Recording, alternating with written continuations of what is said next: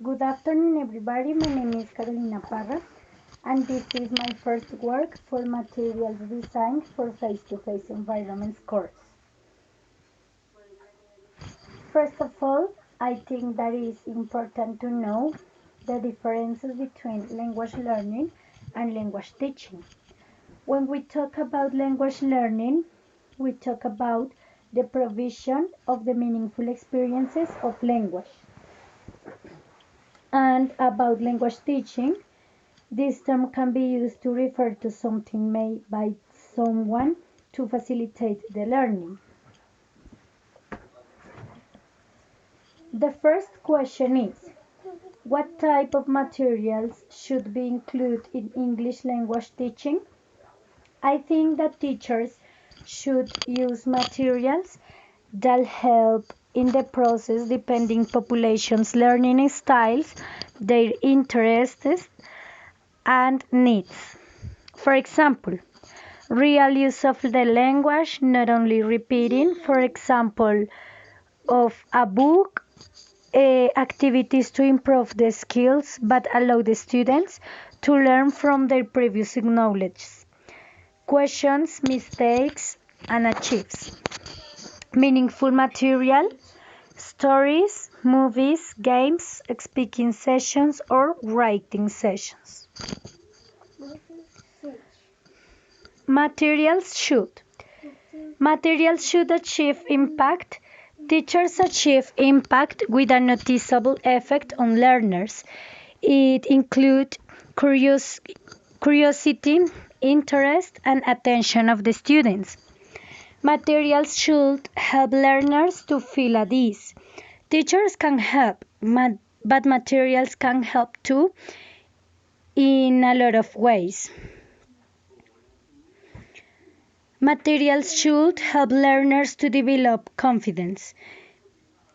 In this part, it's important that the students feel good and relaxed with the materials, partners, and teachers. If the students are like that, the teaching process is better, and obviously the learning process too, sorry. Materials should require and facilitate learner self-investment. It's important that the students feel the need of learning new things because they like and they want, not like an obligation, but with a guide. Materials should expose the learners to language in authentic use. Students need experience about how to use the language in a real context for communicate purposes, not only listening of a CD, not only repeating a conversation of the book, because this is not a real context for communicate. Materials should provide the learners with opportunities to use the target language to achieve communicative purposes.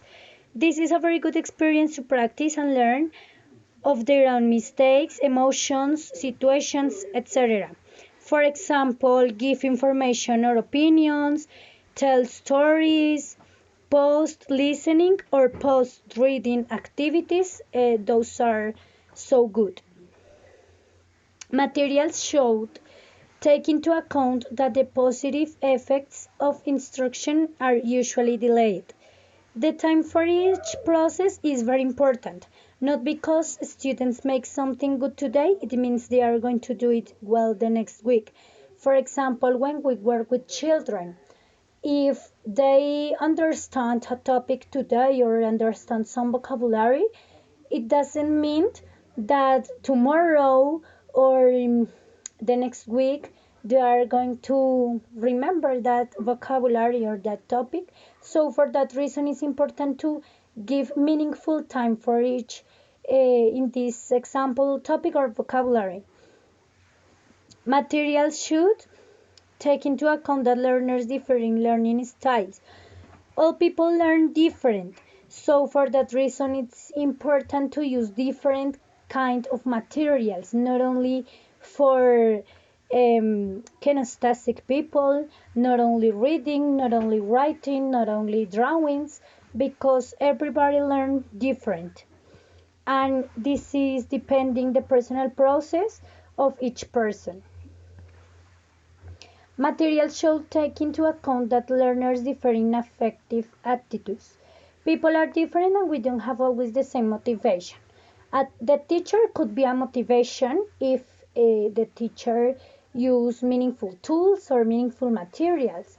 The context is a motivation, for example, familiar environment, friends environment, all of that. Um, it's important part of the learning process, I think. Materials should permit a silent period at the beginning of instruction. During the class, the silence could be an excuse for the students for not to talk or participate using the language. But for others, it could be a very good option to be sure about what they are learning and maybe doubts about the topic. The materials should maximize learning potential by encouraging intellectual, aesthetic, and emotional involvement, which stimulates both right and left brain activities. In this part, we talk about series of activities for stimulation. Materials should not rely too much on controlled practice. It is not the same if a learner practices a language repeating a dialogue than a learner practices the language practicing in a real context and with his or her own knowledges. Because with this method, the learner can see what he or she needs to improve or what he or she needs to learn better for learn new things. Materials should provide opportunities for outcome feedback. It is better if the learner has a feedback of what he or she knows than reading or practicing without experience. If they don't have this feedback, it's possible that in a future make he or she makes a lot of mistakes with the language.